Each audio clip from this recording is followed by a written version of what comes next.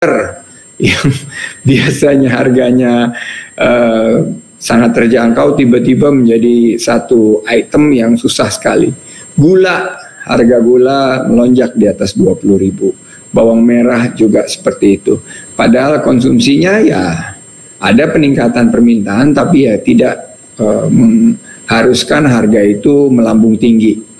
Jadi praktek-praktek bisnis, terutama nih anak-anak muda nih, karena milenial ini datanya 55% menginginkan konsep entrepreneurship atau konsep berusaha itu sekarang menjadi pilihan utama dari milenial. Jadi dulu waktu saya masih sama Mas Arief keliling-keliling Indonesia memberikan materi entrepreneurship hampir mungkin 10-15 tahun yang lalu, minat para masyarakat untuk entrepreneurship ini sangat rendah. Dan sekarang saya bisa update bahwa ternyata dari kaum milenial 55% menginginkan untuk menjadi entrepreneurs. Dan ini harus kita jaga, makanya dari awal fundamentalnya, landasannya harus kita benahi dulu bahwa keuntungan etika ini tidak boleh dilanggar. Keuntungan adalah bagian daripada bisnis, etika adalah menjadi landasan kita, dan hal-hal yang melanggar etika itu tidak dibenarkan dalam dunia usaha, karena kita jangan menjadi economic animal, kita jangan jadi binatang ekonomi. Kita ini manusia yang punya nilai-nilai luhur, punya values. Jadi walaupun kita mencari untung, mencari pendekatan-pendekatan dunia usaha, kita tidak boleh melanggar etika-etika tersebut. Ada yang menjual barang tidak sesuai dengan fotonya di online. Ayo, ini banyak pengusaha juga dicakepin. Emang benar sih ada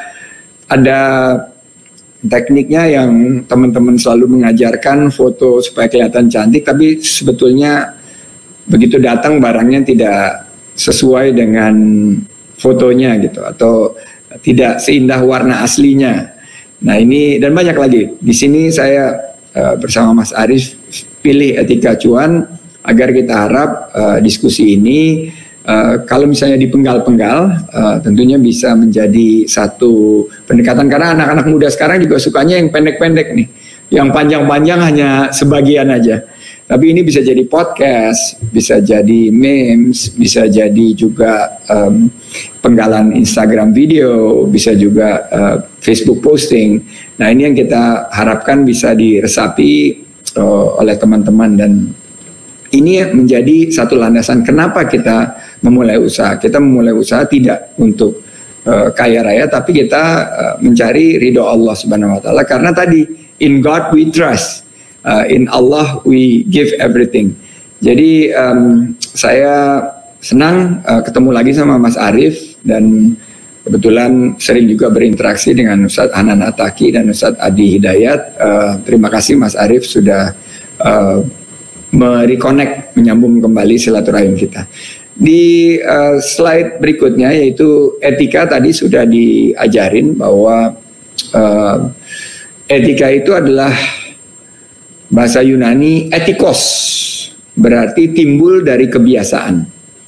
Ini adalah sesuatu yang sangat kita bisa pelajari dan kita maknai sebagai bagian cabang utama ya, the main branch dari filosofi, dari sebuah pengetahuan tentang filsafat yang mempelajari nilai atau kualitas yang menjadi studi mengenai standar dan penilaian moral.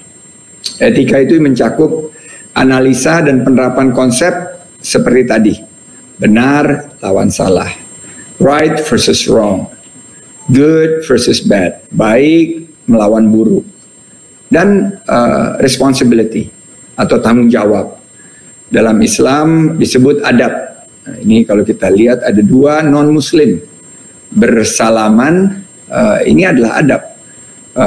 Presiden Barack Obama bersalaman dengan Kaisar Akihito. Ini ada beberapa komentar ulama tentang adab. Ibnu Al-Qayyim Al-Jauziyah menuturkan bahwa adab, ini saya quote, adab seseorang itu adalah alamat kebahagiaan dan keberuntungannya, sedangkan minimnya adab merupakan alamat kenestapaan dan kerugiannya. Tidak ada kebaikan di dunia dan akhirat yang diharapkan untuk diperoleh seperti memperoleh adab. Begitu juga tidak ada yang sudi mendapatkan keburukan di dunia dan akhirat sebagaimana minimnya adab. Ini dari Ibnu Al-Qayyim Al-Jauziyah, juz 2, ayat 368. Ibnu Mubarak berkata, kami mempelajari masalah adab ini selama 30 tahun. Sedangkan kami mempelajari ilmu selama 20 tahun. Jadi susahan belajar tentang etika, tentang akhlak, tentang adab daripada tentang ilmu. Berarti ini ada satu pendekatan khusus yang harus kita lakukan, dan dalam berbisnis juga seperti itu. Trial and error, alpha beta testing namanya sekarang, itu adalah bagian daripada kita belajar untuk memastikan bahwa adanya adab, adanya etika dalam bisnis kita. Foto saat Presiden Obama bertemu Kaisar Akihito ini dua pimpinan tertinggi, satu seorang emperor, seorang kaisar, satu lagi presiden negara adidaya. Apa yang ditunjukkan Obama muda ini waktu itu, dia masih, kalau tidak salah ini tahun periode pertamanya dia di Gedung Putih, bahwa dia menyadari bahwa budaya Jepang itu budaya membungkuk, dan membungkuk itu memberikan rasa hormat. Dan walaupun budaya Amerika tidak seperti itu, Barack Obama langsung membungkukkan, dan bisa dilihat begitu bahagianya Kaisar Akihito menerima penghormatan dari Presiden Barack Obama. Jadi etika dalam bisnis itu juga cakupannya sangat luas ya. Dari mulai etika menyapa orang pertama kali, etika bersalaman, etika ingat nama orang yang kita temui, etika kita juga tahu nama anaknya, etika kita tahu keluarganya, usahanya seperti apa, etika kita tahu klub sepak bola kesukaannya, itu harus dipelajari dalam bisnis. Dan saya alhamdulillah punya catatan-catatan yang untuk tentunya kolega-kolega bisnis saya, di mana saya tahu juga selain daripada etika-etika yang diperlukan untuk berkaitan dengan bisnis ansih, kita juga tahu etika makan dan minum. Kalau makan sama orang Jepang seperti apa? Sumpit makan di nasi itu. Terus kadang-kadang kalau saya lihat suka ditusuk begitu. Ternyata orang Jepang ingatin kita, jangan ditusuk sumpitnya ke dalam nasi itu tidak baik, harus ditaruh di samping. Kenapa? Itu seperti membunuh orang. Rupanya ada anggapan seperti itu gitu. Jadi kita belajar dari etika-etika ini. Etika mengajukan proposal, sama kayak kita sholat. Kalau kita sholat itu kan kita harus memuji-muji dulu. Dan etika dalam berbisnis seperti itu, kita harus memberikan rasa apresiasi kita, walaupun jangan terlalu banyak berbasa-basi. Tapi kita mengajukan proposal juga harus seperti itu. Etika jual beli, fair, penuh dengan amanah. Etika melayani konsumen, consumer is king. Bagaimana kita memperlakukan pembeli kita sebagai raja. Raja itu kan nggak ada salahnya. Jadi consumer is always right. Etika berhutang. Kalau kita berhutang ya bayar sesuai dengan perjanjiannya. Kalau kita nggak bisa, bukannya kita yang dicari, tapi kita yang datangin. Maaf, jangan pas harinya, seminggu atau 2 minggu sebelumnya datang dan bilang bahwa saya kesulitan sekali. Bolehkah saya melakukan negosiasi hutang kita? Etika belajar ke mentor. Sekarang ada StreamYard, ada macam-macam yang hadir di kita untuk hubungan antara menti sama mentor. Ada etikanya gitu loh. Dan itu harus kita pelajari. Etika bekerja dalam perusahaan, loyalitas, akhlak, teamwork, preparation, kesiapan kita. Dan saya sudah banyak banget pengalaman. Waktu dulu saya jadi profesional, saya ya beretikanya kalau misalnya kita ingin dipercaya oleh atasan kita, ya masuknya harus paling pagi. Pulangnya ya harus paling malam. Ini menunjukkan dedikasi orang jadi profesional. Kita jangan jadi post office. Kita jangan terima terus kita langsung kirim. Harus ada value yang kita tambahkan dalam pekerjaan kita. Jadi untuk dipercayai oleh atasan kita harus ada value added. Wah, dia bilang, wah ini researchnya dari mana nih? Ini informasinya dari mana? Jadi you go the extra mile, 1 mile lagi lebih daripada yang dibutuhkan gitu. Jadi ini yang saya sebut sebagai beyond what is required. Kalau kerja misalnya 10 cukup, tapi kita go the extra mile. Kasih 16, kasih 17. Padahal hanya dibutuhkan 10. Ini ya waktu pengalaman saya masih bekerja.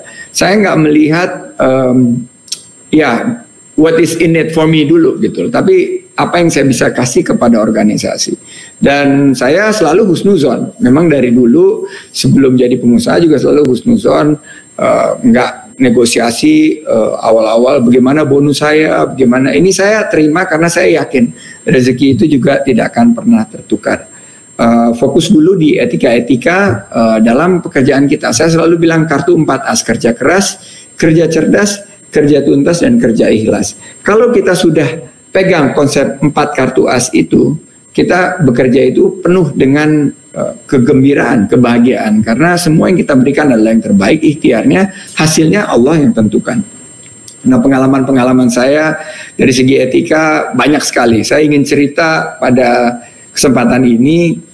Sebelum saya bergabung sama Pak William, saya masih di luar negeri. Ada transaksi pembelian sebuah aset, sebuah properti. Dan waktu itu saya mengurus, memang saya waktu itu masih junior, tapi dipercaya mengurus satu transaksi yang cukup besar dari segi skalanya ya. Dan apa yang saya urus sebetulnya hanya simple, hanya mengantar cek kepada satu proses pembelian. Dan cek tersebut di dalam amplop. Nah, etikanya, akhlak dan adabnya ya, amplop tersebut tidak dibuka, amplop tersebut langsung diantarkan. Tapi amplop itu nyampe ke saya itu tidak tertutup.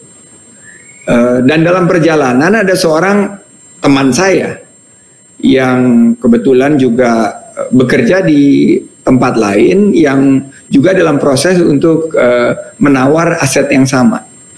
Dan pada saat itu tawarannya hanya gampang sekali. Pertama, membuka untuk melihat jumlahnya, jumlah daripada cek tersebut. Kedua, kalau bisa bertemu dulu dengan teman saya itu untuk ngopi. Ngopi itu ya intinya ternyata apa yang terjadi adalah waktu cek itu harus sampai itu menjadi salah satu ukuran siapa cepat dia dapat atau first come first serve. Nah, kalau kita tidak memiliki etika ya ketemu temen lah, ngopi dulu dalam perjalanan nganter cek tersebut. Tidak apa-apa, paling cuma 10-15 menit. Tapi ini ternyata penting sekali. Dan pada saat itu saya tanya ke diri saya. Nah, ini yang paling bagus dalam etika mencoba. Pada waktu itu belum ada YouTube, belum ada internet. Saya cuma berpikir apa yang akan ada di benak ibu saya. What would your mother think kalau saya melakukan itu? Dan waktu itu saya merasa this is not right. Saya harus dahulukan dulu pekerjaan saya. Akhirnya saya antar cek tersebut. Saya antar lebih dulu dari teman saya yang juga membid untuk aset yang sama. Kalah saya. Tapi I feel very good. I feel very right karena I did not violate any single principle of ethics. Bahwa saya pertanyaannya sangat gampang gitu. Ibu saya pikirannya bagaimana ya kalau saya melakukan itu.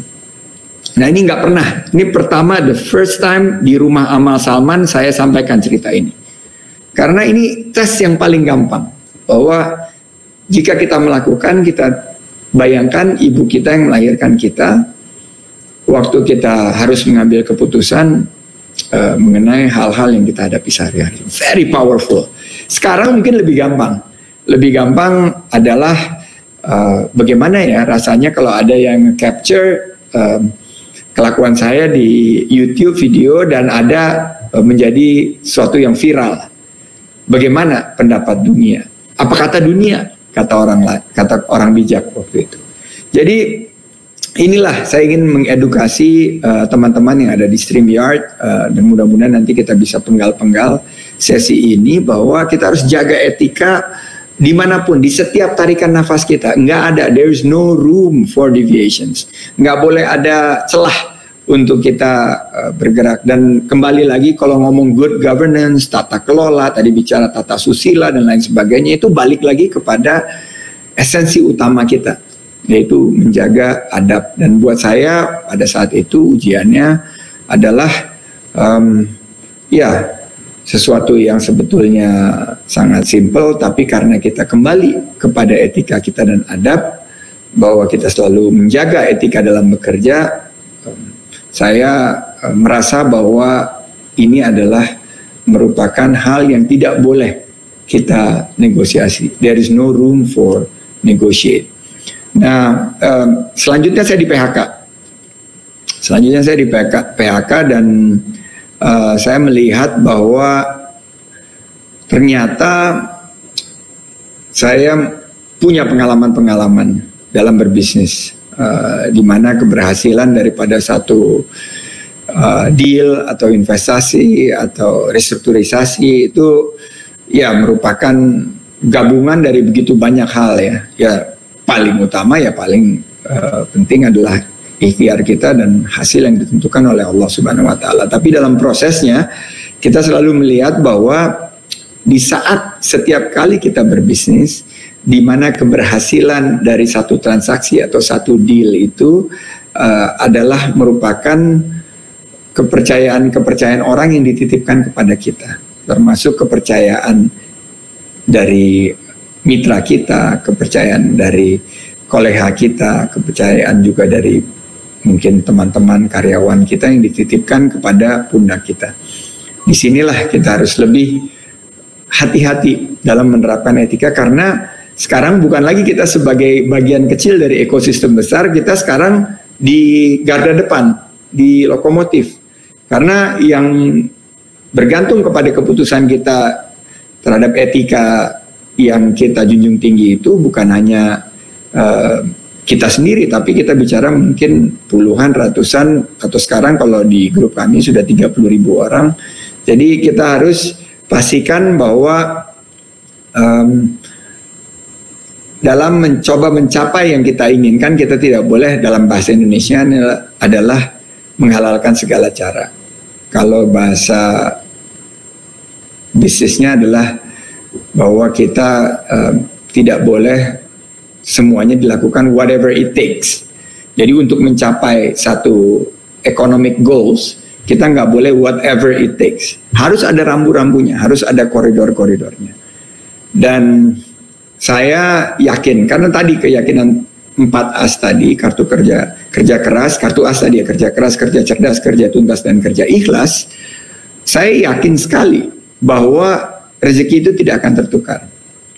Jadi banyak sekali contoh-contoh yang ingin saya share di sini, di mana bahwa untuk menjaga etika itu kita harus punya economic goal. Dan bagaimana juga kita selalu berprasangka baik, berhusnuzon, bahwa kembali lagi kan in Allah we trust. Ini kisah-kisahnya banyak sekali, tapi yang ingin saya share pertama bahwa ada beberapa investasi di mana misalnya waktu itu kami berinvestasi di rumah123.com. Rumah123.com ini pertama kali kami invest di sektor teknologi. Saya nggak ngerti sama sekali tentang teknologi, tapi ini kurang lebih bercerita tentang sebuah akselerasi tentang revolusi industri 4.0 di tahun 2007. Nah, pada saat itu kita mulai berinvestasi, mulailah kita bermitra dan kita memberikan kepercayaan kepada rekan-rekan yang sama-sama mengembangkan usaha ini. Karena saya fokus di bidang investasi dan keuangannya, masalah operasional dijalankan oleh rekan-rekan.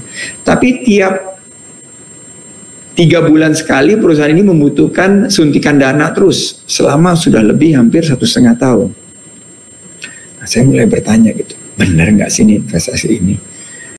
Pada saat berhenti itu saya sampaikan kepada manajemen, kepada CEO di Rootnya bahwa saya berhenti, nggak mampu lagi untuk melakukan setoran karena ini sudah 2 tahun tidak terlihat ujung daripada perjalanan ini. Perusahaannya terus kekurangan, merugi ya, karena perusahaan teknologi ya waktu itu memang konsepnya adalah beriklan ya, konsep sekarang ngomongnya adalah burn rate ya, atau bakar uang gitu. Tapi apa yang menarik adalah CEO bilang gini, oh kalau Pak Sandi nggak sanggup untuk melanjutkan atau tidak berminat untuk melanjutkan, saya cari pembeli saja. Saya cari pembeli. Saya tanya, emang ada yang mau beli perusahaan sudah 2 tahun ini terus harus mengambil dana tunai, dana segar? Ada Pak, ada Pak. Dan dalam waktu 3 bulan kita ditawar posisi ekuitas kita di perusahaan tersebut.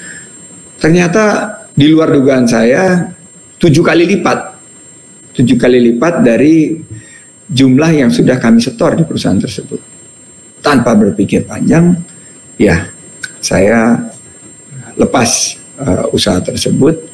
Walaupun saya mendengar beberapa mitra saya memberikan masukan bahwa dalam transaksi tersebut kamu menerima 7 kali lipat, sebetulnya nilainya itu adalah 12 kali lipat.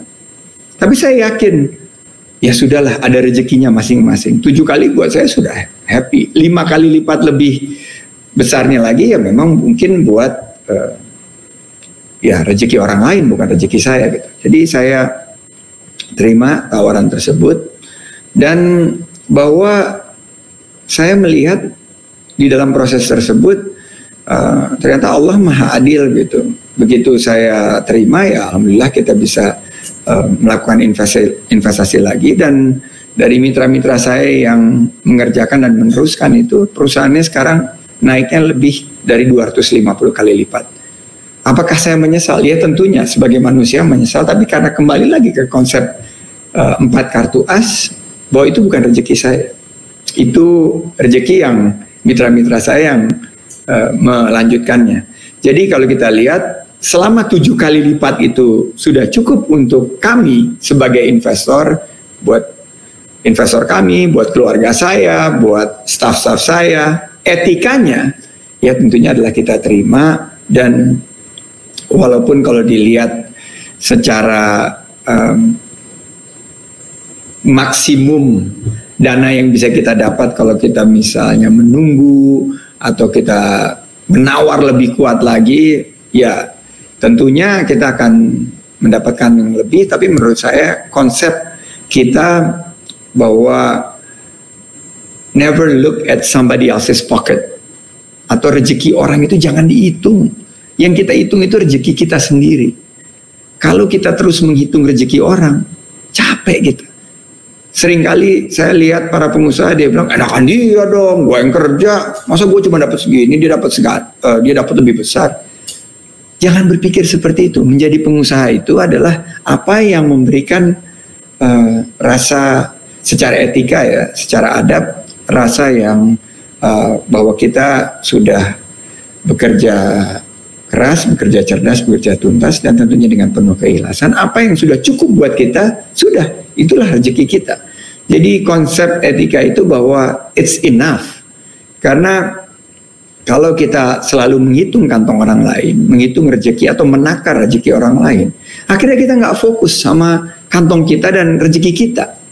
Nah ini yang di dalam sesi ini saya ingin sampaikan, bahwa yang harus menjadi fokus kita bukan melihat dari segi value berapa yang dia dapat, berapa yang kita dapat, dan mengukur dari jumlah masing-masing man hour dan value added yang kita masukkan, tapi lebih mengukur kepada apa yang membuat kita puas. What is enough for us? Nah itu kan takarannya berbeda-beda. Nah ini yang ingin saya sampaikan, bahwa dalam konsep berbisnis kita juga harus mampu bahwa ya orang namanya dagang ya harus ada untung gitu. Masa kita doang yang untung? Harus ada juga berbagi. Karena siapa tahu bagian daripada keuntungan kita yang diambil orang lain itu adalah bagian daripada infak kita, bagian daripada kewajiban kita yang belum tertunaikan sebelumnya. Jadi ini menarik. Nah, ada tokoh William Suryajaya. William Suryajaya ini luar biasa, non-muslim, tapi menurut saya dia ini mengedepankan prinsip amanah bisnis yang luar biasa. Bahwa etika-etika dia ini diperlihatkan secara real. Dan saya nggak akan pernah lupa, dia berkali-kali hampir bangkrut. Mulai dari usahanya dia di tahun 50 sampai di akhir hayatnya, dia selalu mengedepankan kalau dia bicaranya adalah reputasi. Dia bilang keuntungan perusahaan kita bisa cari, tapi kalau reputasi tidak akan kita bisa beli. Ini yang selalu mengingatkan saya terhadap satu prinsip etika dari seorang non-muslim, bahwa Pak William lebih baik kehilangan keuntungan, kehilangan uang, kehilangan perusahaan yang dia besarkan dari bayi seperti Astra International, tapi dia tidak ingin kehilangan reputasinya. Reputasi sebagai apa? Sebagai orang yang amanah, trustworthy. Nah, ini yang menarik gitu, bahwa Pak William selalu bercerita, kan saya bilang, kita tanya setelah kehilangan grup Astra waktu itu, si Om saya panggilnya, si Om nggak sayang itu Astra, perusahaan yang Om dirikan dari awal sampai sekarang, ternyata diambil orang lain, dan sekarang Astra menjadi salah satu perusahaan terbesar di Indonesia dengan mempekerjakan hampir 200.000 karyawan. Si Om bilang, ya, yang si Om inginkan adalah reputasi dan kepercayaan yang sudah diberikan kepada si Om tunaikan. Kalau melihat si Om dibandingkan sebelumnya nggak berbeda, masih makan 3 kali, masih suka makan lotek, sate kambing masih 20 tusuk, apalagi yang dicari. Jadi ini merupakan pelajaran-pelajaran yang menurut saya luar biasa value-nya, nilainya. Bahwa etika-etika yang diajarkan Om William, bahwa reputasi harus dijaga, harus dipastikan bahwa amanah itu kita tunaikan, kita tidak melihat hanya keuntungan semata, kita tidak ingin untung sendiri, bagaimana memperhatikan nasabah-nasabah kecil. Sebetulnya dia tidak perlu menjual Astra, karena tidak ada dalam sisi hukum dia harus memastikan menyetor dana tunai ke dalam satu bisnis yang dikerjakan oleh anaknya. Tapi dia luar biasa, dia menjual kepemilikannya di Astra untuk menutupi satu kerugian yang sebetulnya bukan tanggung jawab dia, tapi untuk menjaga reputasi.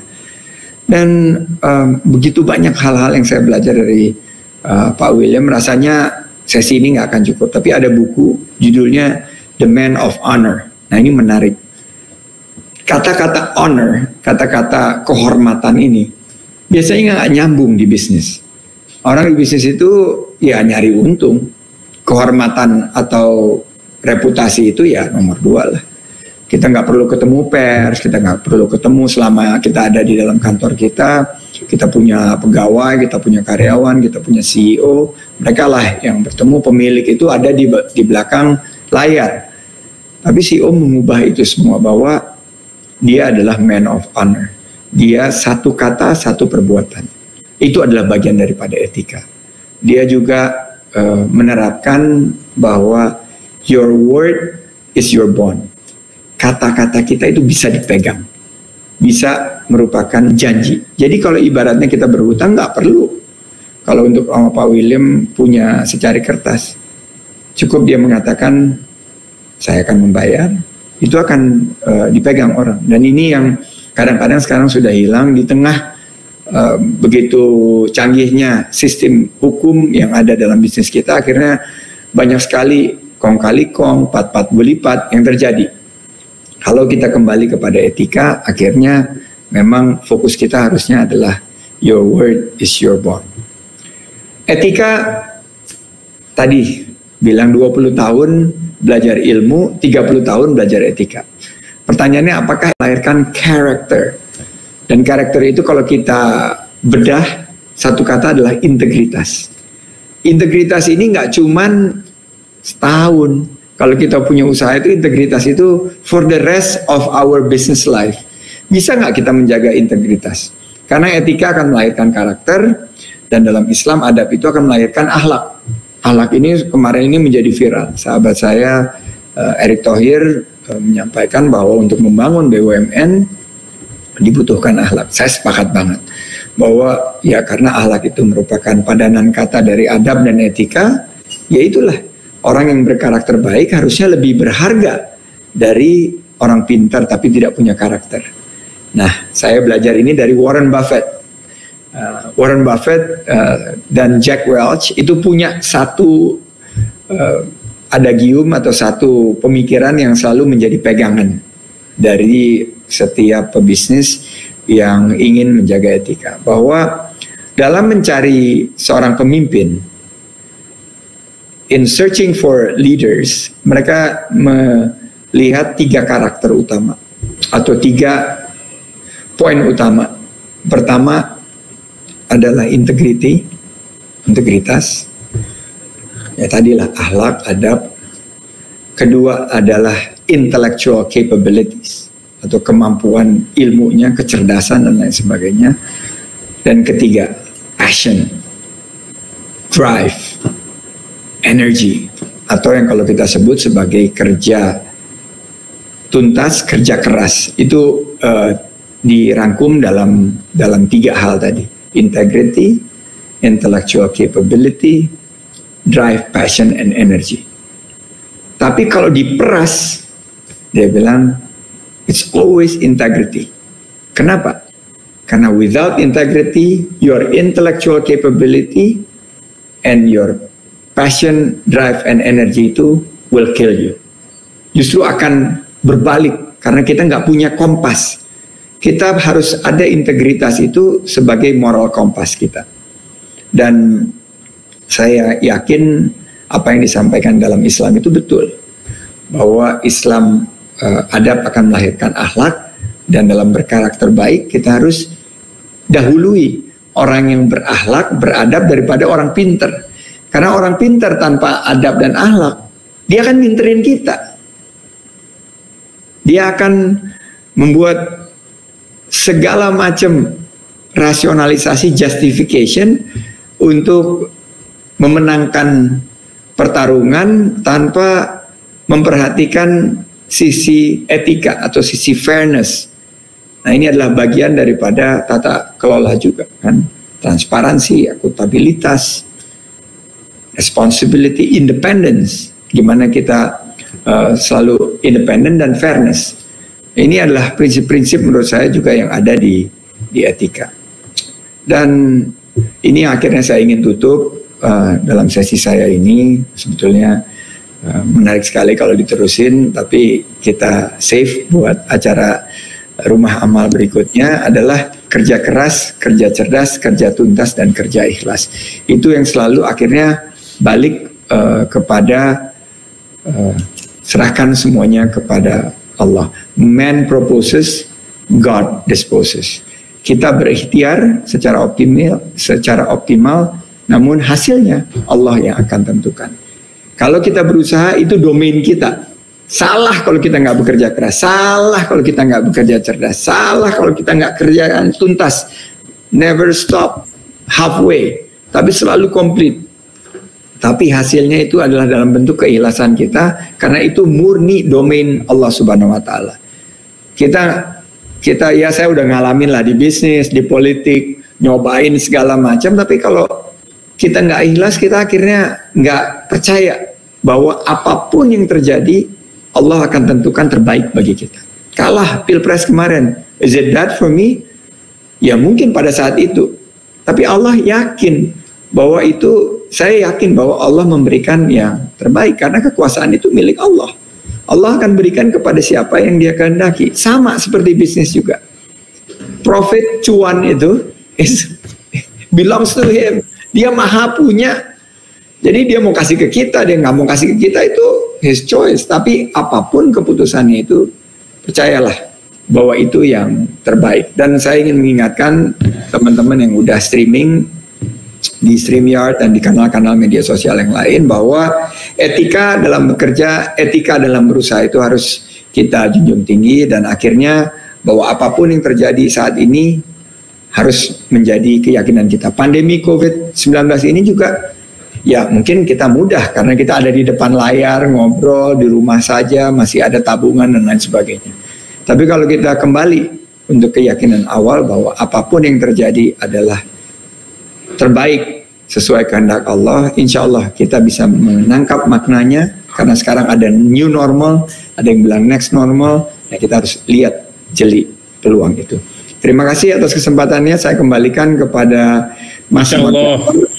Billahi taufiq wal hidayah. Wassalamualaikum warahmatullahi wabarakatuh. Waalaikumsalam warahmatullahi wabarakatuh. Ya teman-teman yang ada pertanyaan, monggo mungkin bisa langsung di komen. Pak Sandi, sebelumnya saya pribadi punya pertanyaan nih Pak Sandi. Saya duluan mungkin. Silakan. Tadi kan ini berhubung catatan saya banyak sekali nih. Saya pilih satu deh. Ini panjang sekali buku catatan saya soalnya. Pak Sandi, misalnya kan Pak Sandi, ini kan mungkin banyak kita alami sebagai pengusaha ya Pak Sandi. Kita sudah menjaga, kita sudah sebaik yang kita bisa lah menjaga etika kita. Tapi dari sisi lawan bicara kita atau dari sisi calon partner kita ini, ya boleh dibilang mungkin kurang baik dalam menjaga etikanya gitu Pak. Nah bagaimana kita kan berpikirnya ingin jangka panjang dengan mereka gitu ya Pak Sandi ya. Pengennya tuh ya bukan cuma satu project ini tapi pengen 5-10 tahun ke depan gitu Pak Sandi. Nah bagaimana kalau di posisi Pak Sandi, bagaimana Pak Sandi akan mungkin menegur atau mengingatkan mereka tanpa membuat mereka, ini orang sok tau banget sih, nah tanpa bikin mereka ngerasa kayak gitu, tuh gimana caranya Pak Sandi? Life is about choice. Kemarin saya ngobrol sama Bang Hotman juga, dia punya pemikiran yang sama. Hidup itu adalah pilihan kita. Kita bisa menyenangkan semua orang, sedikit melanggar etika yang kita sudah pegang hanya untuk menyenangkan orang, dan kita berharap akan langgeng bisnis kita. Padahal sebetulnya yang menentukan langgeng bisnisnya itu bukan kita sebetulnya. Kembali lagi konsep kita, in Allah we trust. Jadi menurut saya kita harus pegang adab itu. Nah, bagaimana caranya memberitahu orang? Ini ada ilmunya juga. Saya baru baca The Passion of Leadership yang ngarang Robert M. Gates, itu Menteri Pertahanan Amerika. Dia bilang simple rumusnya, dan saya waktu itu di Pemprov DKI saya lakukan, bahwa kalau kita ingin memuji perilaku seseorang, akan memuji prestasi seseorang, lakukanlah di depan umum dengan sebanyak-banyaknya audiens. Tapi kalau mengingatkan sesuatu atau dalam kurung menegur seseorang, it's always one-on-one. One-on-one. It's always one-on-one. Dimana kita bawa ke dalam ruangan, dalam situasi yang kondusif, minum kopi dulu, terus kita ajak bicara, bro, sorry bro, ini begini-begini bro. Ya mungkin kita bisa lewat kali ini, tapi next, I don't know. Jadi lebih baik kita perbaiki. Nah ini yang menurut saya ya terus belajar, karena kalau dilihat ilmu 20 tahun, etika 30 tahun, ya 50 tahun saya belum, saya baru 50 tahun. Sementara 20 tahunnya di bangku sekolah saya baru jadi pengusaha baru umur 27. Jadi kalau 50 tahun itu ya saya sampai umur 77 akan terus belajar gitu. Wah, Pak Sandi 50 nggak kelihatan ke 50 Pak Sandi. Mas Fikri, sukses ini. Mas Fikri Fatullah ini, terima kasih. Acara ini menarik sekali. Kalau ada rekan-rekan lain yang ingin sharing atau ingin ada klarifikasi, silakan. Ya, ini ada pertanyaan dari satu orang ini Pak, dari Pak Permana. Mungkin Mas Arif bisa ditimbulkan. Nah, Assalamualaikum, bagaimana membangun sebuah komitmen atau konsistensi bisnis atau diri di lingkungan yang mayoritasnya pesimis atau kurang baik gitu Pak? Nah ini, be an agent of change. Bahwa saya percaya juga tuh ada satu yang diajarkan ulama-ulama kita, bahwa salah satu hadis kalau nggak salah, bahwa kalau kita ingin wangi ya kita mainnya sama penjual minyak wangi. Tapi kalau kita ingin bau atau ya kita main sama tukang besi, something like that gitu. Jadi lingkungan itu juga merupakan pilihan kita. Bagaimana kita menjadikan lingkungan yang pesimis kurang baik itu lebih optimis, tinggalkan. Dan ada juga rumusnya tuh untuk menghandle anger ya. Kan selalu jangan, kalau lagi berdiri duduk, kalau lagi duduk tetap masih marah, kita rebahan. Kalau rebahan juga masih tetap marah, ya ambil air wudhu, karena air bisa menyiram api. Itu hal-hal yang selalu saya lakukan. Jadi saya usahakan sekali. Kalau saya lihat 30 tahun terakhir saya mulai tahun 90 ya sampai sekarang, dan 23 tahun 30 tahun saya berkarir, 22 tahun sebagai pengusaha, mungkin saya bisa hitung pakai jari saya marah. Di politik itu lebih aneh lagi gitu loh, karena sehari itu mungkin bisa bikin kita naik pitam itu beberapa kali dalam politik ya. Tapi kembali lagi, kalau kita yakini bahwa kita tetap harus menjaga etika, kita harus tetap menyampaikan satu. Karena kalau kita lelah, kita di bisnis kita lelah, udahlah gua gak mau pusing, itu gak akan ada perubahan. Tapi kalau kita passion untuk suatu perubahan agar kita menjadi lebih baik, bangsa ini lebih baik, perusahaan kita juga lebih baik ke depan, ya tentunya harus dibarengin dan harus kita terus dalam koridor etika sesuai dengan tadi judul kita, yaitu bagaimana kita dalam koridor etika mencari cuan. Terima kasih Mas Muhammad Kamal Muzaki, dan terima kasih Mas Arief udah mengatur ini. Terima kasih juga. Terima kasih Pak Sandi. Pak Fikri Fatullah, sukses nih Masjid Rumah Amal Masjid Salman. Sayang belum sempat ke sana, tapi nanti setelah PSBB ini kita insya Allah bisa silaturahim kembali. Amin Pak Sandi. Waduh, terima kasih Pak Sandi, waktunya saya coba rangkum dari tadi yang Pak Sandi sampaikan, bahwa di ultimate question, pertanyaan paling pentingnya adalah apa yang akan dikatakan oleh ibu kita. Itu buat saya powerful sekali. Tadi saya gitu dengar pertanyaan langsung diem sayanya, Pak. Terus bahwa tidak ada ruangan atau no room for negotiate in ethics. Jadi jangan dikompromiin gitu ya Pak Sandi ya? Iya. Lalu satu kata satu perbuatan ini sangat powerful menurut saya, your word is your bond ya. Dan bahwa kita butuh 20 tahun untuk belajar ilmu dan 30 tahun untuk belajar etika. Jadi memang penting sekali ya, luar biasa sekali, dan mungkin pelajarannya itu seumur hidup buat kita. Dan salah satu buku yang Pak Sandi sarankan tadi adalah The Passion of Leadership. Jadi mungkin saya akan cari habis ini Pak, dan teman-teman saya sarankan juga cari. Dan mungkin itu saja. Mungkin Pak Sandi ada satu nasihat terakhir Pak buat kami yang muda-muda ini Pak. Oh, satu lagi The Man of Honor, maaf, The Man of Honor Pak Sandi, atau lagi bukunya ya. Ya, itu bukunya Man of Honor yang ditunjukkan Mas Arief. Ya, saya ingin memberikan semangat kita. Sekarang wabah pandemi COVID-19 ini badai yang maha dahsyat. Yakinlah badai pasti berlalu, dan hari-hari yang paling indah, hari-hari yang tercerah kita akan dapatkan setelah badai ini berlalu. Dan dari segi bisnis, percayalah, peluang-peluang terbaik di masa new normal atau next normal ini akan mampu untuk memberikan kesuksesan kepada kita kalau kita tetap menjaga etika dalam berbisnis. Sukses untuk kita semuanya. Sekali lagi terima kasih. Billahi taufiq wal hidayah. Wassalamualaikum warahmatullahi wabarakatuh. Waalaikumsalam warahmatullahi wabarakatuh. Terima kasih Pak Sandi. Terima kasih Pak Sandi. Masya Allah, teman-teman, kalau ada salah kata dari saya mewakili Pak Sandi dan semua yang terlibat, mohon maaf.